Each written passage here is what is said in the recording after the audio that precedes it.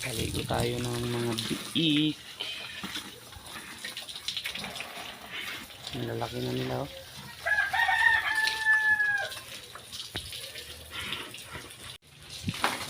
Ito naman yung dalawa sa amin. Ayan oh.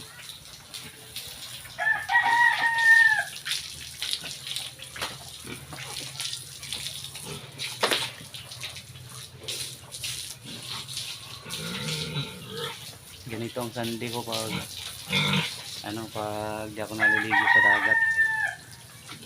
Dito lang ako sa bahay. So tamang alaga lang ng mga baboy. Ano yan? Piggy bank yan.